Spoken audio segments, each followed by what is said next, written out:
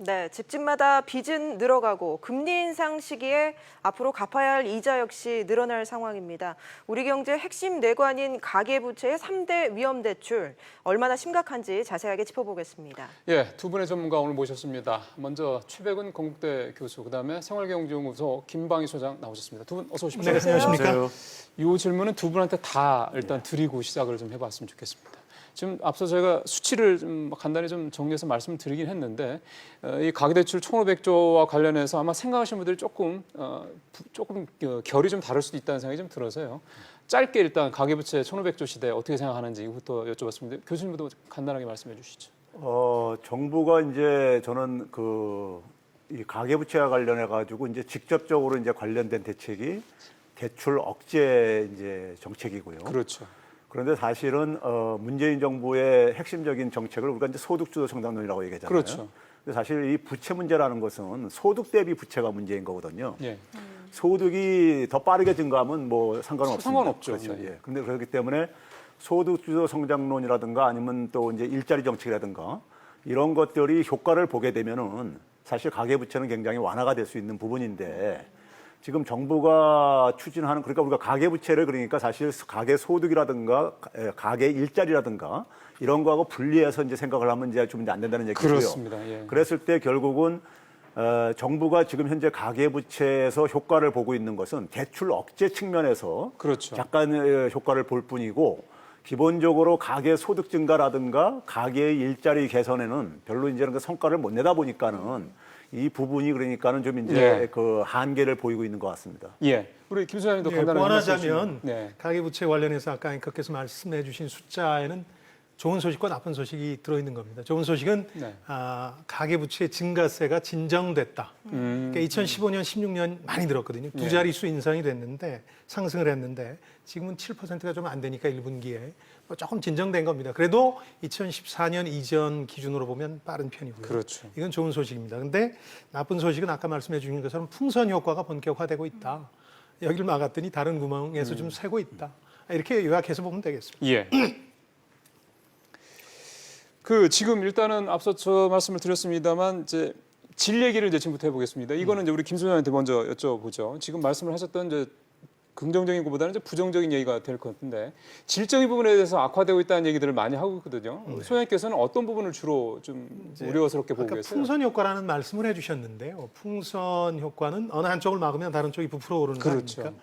결국은 이 풍선이라는 게 부풀어 오른다는 뜻이니까 이게 부담스러운 거거든요. 아까 세 가지는 뭐 민간들도 얘기하고 있고 정부에서도 이제 인지하고 있는 세 가지 측면의 풍선 효과가 나타나고 있다는 게 이제 가장 큰 문제고요. 단기적으로는. 예. 장기적으로 보자면 또 다른 이제 질적으로 우려할 만한 경향도 2016년 이후에 좀 두드러지고 있는데 그 중에 하나가 고령층 이제 주택담보대출 같은 것들이 좀 늘고 있다. 대출이 늘고 있다. 가계부채의 주체가 고령층이 돼간다. 이걸 뭐 외형적으로만 보면 여유가 좀 있는 분들이 돈을 빌리는 거니까 어떤 글로벌 경제라든가 거시경제 전체 차원에서 보자면 크게 위험도는 낮아지는 거다 이렇게 액면가 그대로 보면 해석할 수도 있는데 본질적으로 들어가 보면 나쁜 트렌드일 수도 있는 거죠. 왜냐하면 질적으로. 예, 은퇴를 앞두고 있거나 은퇴를 하신 분들이기 네. 때문에 이제 5월 말에도 일부 경제 전문가들 사이에서 이런 지적이 나왔습니다만 이런 부분은 질적인 후퇴라고 봐야 되겠죠. 알겠습니다. 풍선 효과가 나타나고 있는 대출 부문을 보면 신용대출, 전세대출, 자영업자 대출 이 세 부분인데 최종구 금융위원장이 이 세 부분을 집중 관리하겠다고 밝혔거든요. 지금 이쪽 대출 상황이 얼마나 안 좋은 겁니까? 이제 그 얘기하기 전에요. 예. 이 대출 규모의 증가 관련해서 김방희 소장님께서 이 약간 꺾였다고 이제 증가세 표현하셨지만, 자체는.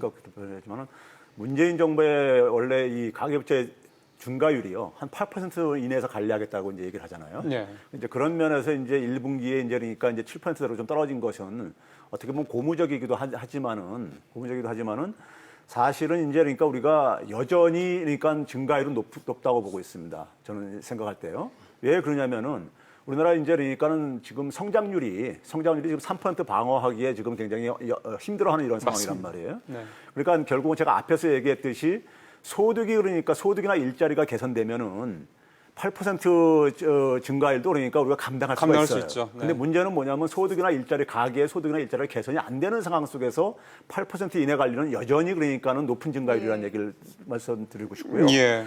그다음에 이제 그 연장선에서 제가 이제 대출 억제만 효과를 지금 보고 있다 그랬는데 기본적으로 이제 그러니까 우리가 지금 풍선 효과가 나타나는 이유는 나는 이유는 대출 수요에 대한 근본적인 원인을 해결하지 못하고 있기 때문에 그런 겁니다. 그 돈을 자꾸 빌리겠다는 사람이 그렇죠. 있는데. 예. 그렇죠. 바로 이제 그거죠. 그러니까 예를 들어서 취약계층들 같은 경우, 예를 들면 이제 저소득계층이라든가 아니면 그 다음에 이제 뭐 학생 젊은 층이라든가 이런 계층들이 그러니까는 결국은 이제 뭐 일자리라든가 소득이 이제 안 되다 보니까 결국은 수요가 대출 수요가 이제 계속 발생할 수밖에 없는 것이고요. 그다음에 이제 김방희 소장님께서 고령층을 얘기했는데 고령층이 그러니까 이제 퇴직 이후에 대응을 하려다 보니까 우리가 아까 이제 개인 사업자 대출을 얘기했는데 그 부동산 임대업 같은 거 말씀하시는 그렇죠. 부동산 거잖아요. 임대업으로 이제 가고 있거든요. 예. 그러니까 이제 이 부동산 임대업이 사실은 어떻게 보게 되면 이제 부동산 경기하고 밀접하게 또 관련돼 그렇죠. 있단 말이에요. 맞습니다. 그런 점에서 우리 경제가 근본적으로 그러니까 체질 개선이 안 되지게 되면은 결국은 그러니까는 이 대출 수요 억제만 가지고는 이게 그러니까 지속이 저는 어렵다고 이제 보고 맞습니다. 있는 것이고요. 네. 그런 점에서 이제 그러니까 근본적인 좀 이제 접근을 해야 되는데 정부는 계속해서 그러니까 지금 여태까지 보게 되면은 아무래도 이제 그런 것 같아요. 가계 소득이라든가 일자리 개선이 생각만큼 안 나오다 보니까 이제 그러니까 가계 부채 억제도 좀 점진적으로 하려고 하는 이런 이제 유혹에 빠지는 것 같고요. 그러니까 그 효과도 그러니까 우리가 풍선 효과 같은 이제 부작용도 나타나고 있는 것 같습니다. 예.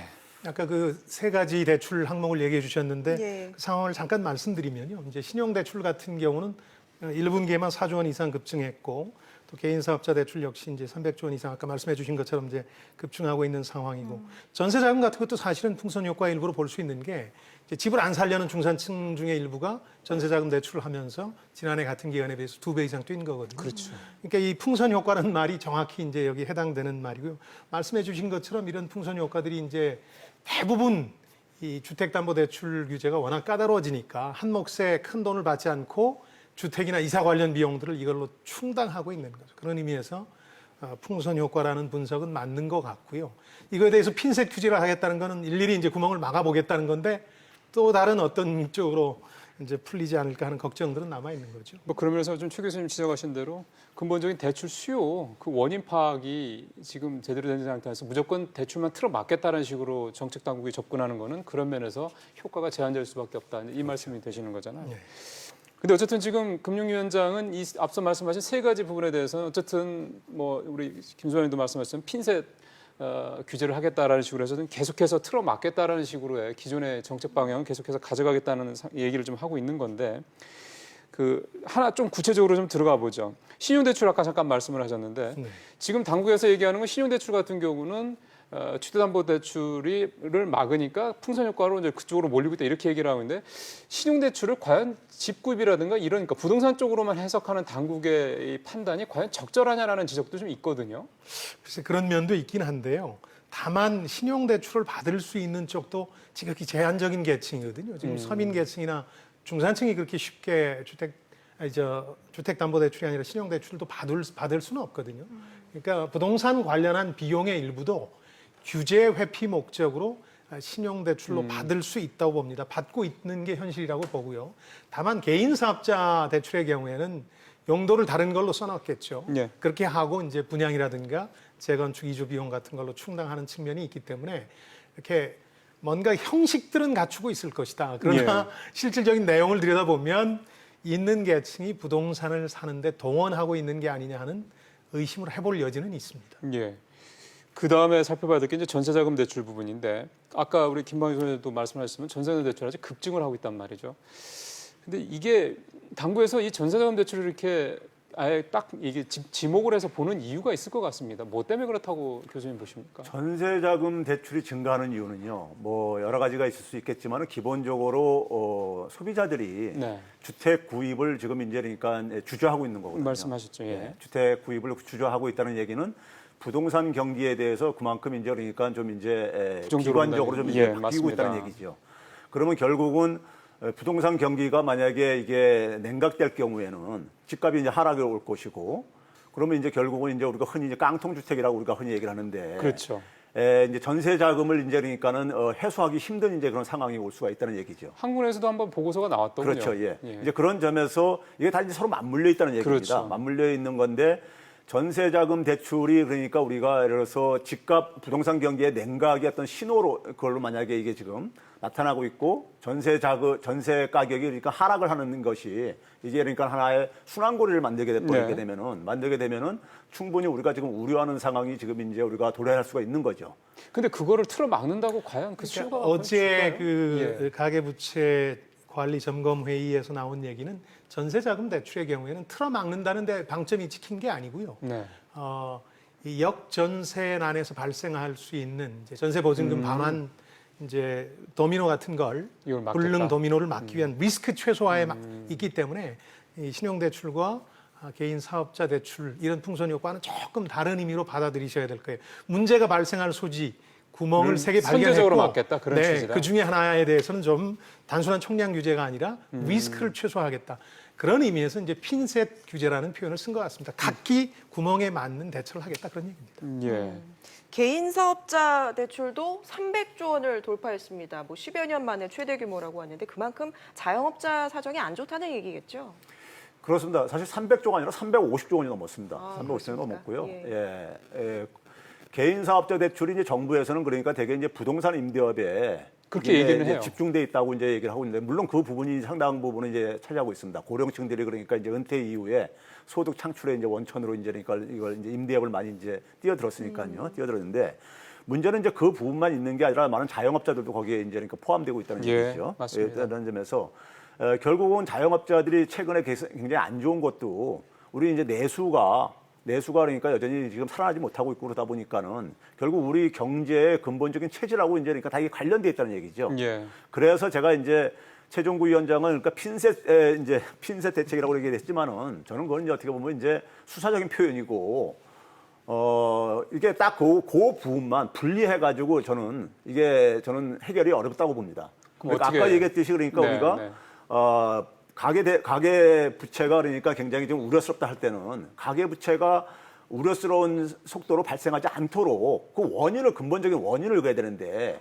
지금 핀셋 대응이라는 것은 결국 뭐냐면요. 사후적으로 거기에 어떤 하나의 취약한 부분이 발생했을 때 그 부분에 대해서 그러니까 임시 조치를 이렇게 사실 이제 도입하겠다는 것이거든요. 그런 점에서 이제 그러니까 그래서 지금 우리가 뭐 여러 가지 부분을 얘기했지만 이제 금융위원회에서 얘기하는 부분들은 이제 그런 거 아니에요. 개인 사업자 대출하고 전세자금 대출하고 그다음에 이제 신용대출 이렇게 얘기를 하고 있잖아요. 예. 이게 이제 취약한 부분이라고 이제 생각들을 하고 있는 건데 그 부분이 우리 경제의 나머지 일반적인 부분들하고 다 관련돼 있기 때문에 그 부분이 해소되지 않으면은 결국은 그러니까 임시로 지연시키는 효과뿐이 없을 거라 이겁니다. 시간 벌기죠 일종의 그러니까요. 그래서 뒤로 미루는 것뿐이 안 되고. 최 교수님 말씀에 이제 전적으로 동의하면서 이제 정부 정책 기조 가운데서 보완해야 될 점이 두 가지가 있다고 생각이 드는데요. 하나는 예. 이제 부동산 시장 규제와 이게 맞물려 들어가야 됩니다. 아까 앵커께서 말씀해 주신 것처럼 절반 이상이 주택담보대출이기 때문에 지금 아무리 진정돼 있다 하더라도 부동산 시장 열기가 한번 불이 붙으면 다시 이 증가세가 오를 거거든요. 그러니까 부동산 시장과 관련해서는 이제 이런 표현이 적당할지 모르겠습니다만은 핀셋으로 두더지 게임을 이 구멍을 막을 수는 없다. 워낙 그 열기가 강하기 때문에 그래서 뭐 종부세라든가 이런 부동산 정책들이 나오고 있습니다만은 부동산 시장 관련해서 대출의 원천적 수요를 이제 막는 방식이 중요하겠다는 거고요. 그러니까 지금 정도 가지고도 안심할 수 없다라고 네, 소장님 더 보시는 거네요. 봐야죠. 지켜봐야죠. 종부세 영향이 지금 나타나는 걸 지켜봐야 되겠죠. 그러니까 저는 그걸 망치 대응이라고 표현하고 싶은데 부동산 시장에는 망치 대응이 필요하고요. 또 한 가지는 아까 최 교수님이 살짝 언급하셨는데 전체 우리 국민들 계층을 10개 정도의 소득 구간으로 나누면 네. 밑에서 세 번째 정도의 계층, 하위 계층, 서민이라고 불리는 쪽은 지금 돈을 벌어서 이제 생활비 충당이 잘 안 돼요. 예. 그러니까 생계형 빚을 얻고 있거든요. 이 그래서 경우는 빚이 늘어난다고 하더라고요. 그렇습니다. 말씀하신 것처럼 네. 빚을 줄이는 게 총량 규제라는 게 큰 의미가 없습니다. 오히려 서민들을 옥죄는 정책의 의미가 있기 때문에 서민 금융을 보완하는 저는 이걸 이제 마사지 대응이라고 표현하고 싶은데 핀셋으로 환부만 도려낼 게 아니라 마사지도 해줘야 되는데 그 분야에 대해서는 그렇게 이제 두 가지 정도를 보완해야만 이 가계부채 문제가 풀리지 총량 규제라는 게 지금 전반적인 방향이고 불가피한 면은 있는데 예. 그걸로 문제를 풀 수는 없다. 이렇게 생각합니다. 그러니까 지금 개인 사업자 대출 같은 경우도요. 지금 금융위원회가 발표한 대책에 보게 되면은 대출 심사를 강화하는 방식으로 이게 접근을 하고 있어요. 대출 심사 강화를 했을 경우에 결국은 뭐냐면 우리가 자영업자들 그러니까 경쟁에서 밀리는 자영업자들 같은 경우 이제 강제로 구조조정하겠다는 거거든요. 사실은 어떻게 보면요. 그렇죠. 구조조정하겠다는 건데 그러면 그분들이 퇴출돼 가지고 다른 그러니까 생계 수단을 확보할 수 있는 이런 게 있어야 되는 거죠. 정말 일자리라든가 이런 것들이요. 근데 그런 게 없잖아요. 근데 그런 게 없는 상황 네. 속에서 그러니까 이분들을 그러니까 퇴출시키다 보면은 이분들은 갈 데가 없는데 퇴출이 되겠냐 이거예요. 그럼 정부 정책이 엇박자가 나는 거예요. 결국은 더 나쁜 일이니까 우리가 예. 대출로 그러니까 눈을 돌릴 수가 있다는 얘기고요.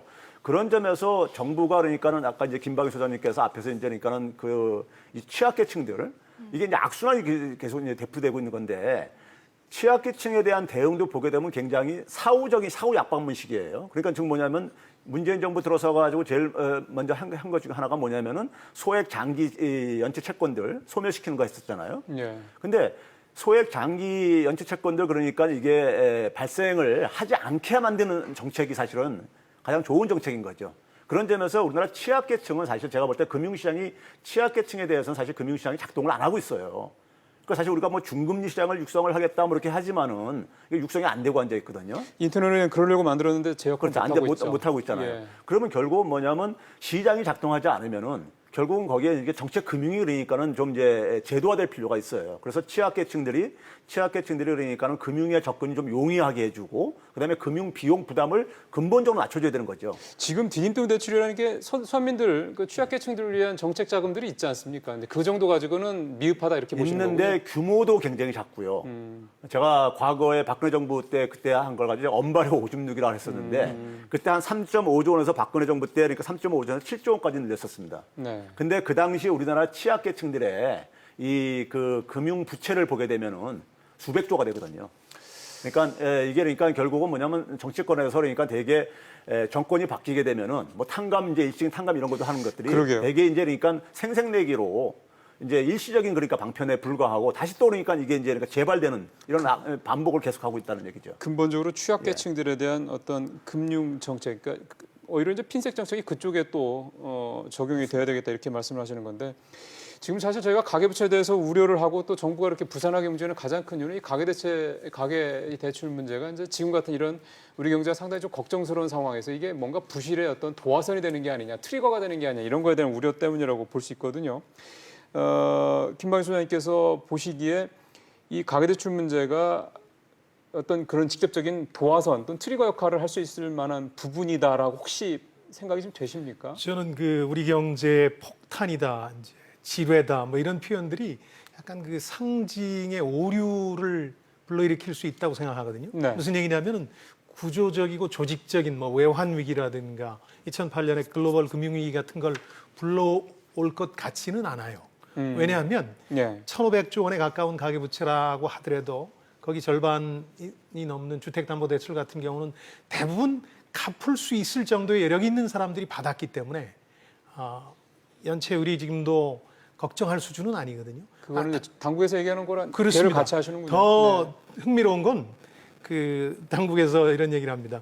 이런 총량 규제가 강화될수록 더 갚을 능력이 있는 사람만 빚을 더 얻는 경향이 있다. 오히려 양극화가 그러니까 벌어진다. 네. 좀 나아진다 이렇게 얘기하는데 그거는 거시 경제라는 측면에서 그렇고요. 이 얘기를 뒤집어 보면 굉장히 개인적으로 혹은 가정으로서는 이제 불행한 얘기죠. 그러니까 대형 폭탄이 아닐 수 있는데 그 한계 차주 혹은 취약계층이라고 불리는 이 집단에서는 엄청난 어려움을 겪게 되는 거죠. 빚을 갚기 위해서 다시 빚을 얻어야 되고.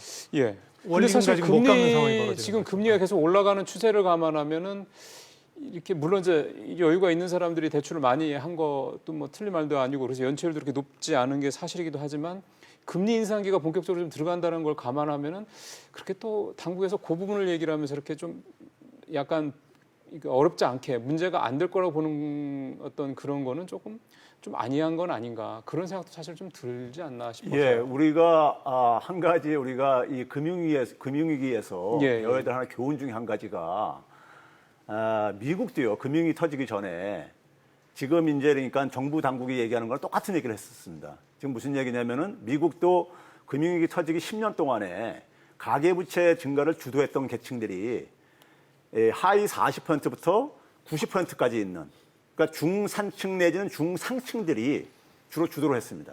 우리는 흔히 이제 그 서브프라임 모기지 사태로 해가지고 저소득층이니까 부채를 주도한 걸로 이렇게 알고 있는데 아닙니다. 중상층들이 부채가 증가를 했어요. 네. 왜냐하면 중상층이 아무래도 대출받기도 용이하니까 그렇죠. 그랬는데 문제는 뭐냐면은 우리가 흔히 금융에 있어서는 이게 전념 효과를 얘기합니다. 더군다나 이게 이제 그러니까 우리가 굉장히 악화될 경우에는요. 그러니까 예를 들어서 문제는 그러니까 서브프라임에서 이제 터지지만은 그게 이제 그러니까 부동산 시장을 이렇게 냉각시켰을 때 그게 이제 중산층까지 이제 이게 이제 전염이 된다 이거죠. 네. 그러니까 예를 들어서 우리가 자산 시장은 우리가 흔히 우리가 굉장히 상황이 악화됐을 경우에는 모두가 다 그러니까 팔려고 하는 사람만 존재하고 살려고 하는 사람은 실종되는 이런 이제 시장이 형성돼 버립니다. 그렇죠. 그러면 결국은 뭐냐면은 거래도 실종되어지게 그렇죠. 되고 그러면서 이제 그러니까는 간헐적으로 거래되는 가격이 그냥 시장 가격이 돼 버리게 되고요. 그럼 가격이 하락을 하게 되면서 그러면 이게 악순환이 되죠. 네. 그러니까 이제 그런 점에서 우리나라가 지금 그러니까 뭐냐면은 IMF라든가 국제결제은행에서 우리나라가 지난해 연말 기준으로 GDP 대비로 했을 때 한 95% 정도 됩니다. 가계부채가요. 네. 상당히 해외에서 볼 때는 위험 수준이라고 보고 있는 겁니다. 문제는 뭐냐면은 이 규모가 높았을 때 이게 문제가 터졌을 때 그 후유증도 굉장히 길 수밖에 없어요. 예. 결국은 뭐냐 그 부채 조정을 하는 기간이 굉장히 길어질 수밖에 없기 때문에요. 예. 이제 그런 점에서 이게 그러니까 우리가 지금 취약계층 부분들을 고립적으로 우리가 이해해서는 안 된다는 얘기입니다. 독립적으로 그러니까요. 취약계층의 문제가 그러니까 우리가 터졌을 때 거기서만 머무는 게 아니라는 경제가 말씀이죠. 냉각되고요. 더 예. 냉각되고 부동산시장도 냉각되고 이게 확산되고 거기다 또 외부적인 충격까지 가세할 경우에는 이것이 더 이제 동의하고요. 예. 제가 드리고 싶은 말씀은 그 가계부채가 지금 위기 상황이 아니다 이런 게 아니고요. 그 위기의 양상이 좀 다르다는 겁니다. 네.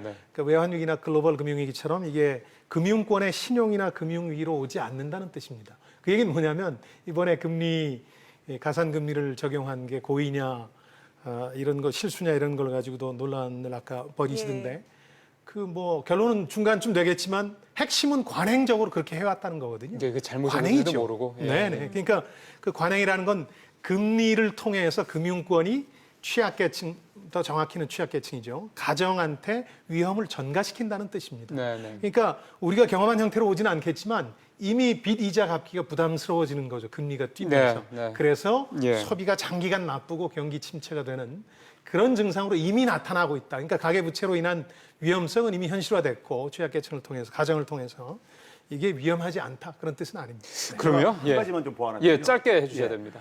그 이명박 정부 때까지는요. 가계부채가 제가 계산을 해봤어요. 1%가 증가할 때 GDP에 이제 미치는 영향이 그래도 플러스였었습니다.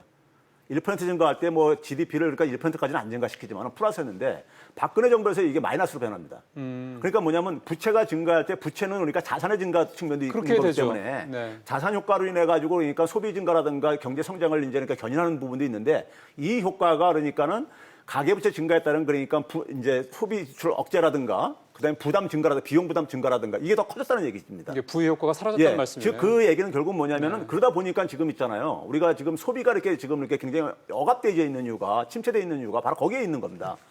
가계 소비가 지금 그러니까 우리 경제가 감당할 수준을 넘어섰다는 얘기입니다. 우리가 그래서 뭐 90%가 GDP 대비 90%가 적정선이냐 60% 적정선이냐 이러는데 제가 볼 때는 그러니까 우리가 부채가 지속 가능하려면은 소득에 대비해서 그걸 감당할 수 있느냐 그 사회가 맞습니다. 그걸 봤을 때 제가 볼 때 지금 그러니까 여전히 위험한 상태라고 보는 겁니다. 지금 뭐 기본적으로 소득이 몇 년째 뭐 거의 뭐 제자리 걸음을 하고 있으니까요. 지금 뭐 교수님도 말씀하셨고 우리 소장님도 말씀하셨지만 지금 상황에서 이 가계대출 문제를 단순히 가계대출 하나만 가지고 이렇게 판단하는 데는 분명히 좀 부족한 점이 있다, 미흡한 점이 있다. 종합적인 판단이 필요하다라는 말씀 오늘 마무리를 좀 듣도록 하겠습니다. 예, 두 분 말씀 잘 들었습니다. 고맙습니다. 고맙습니다. 네.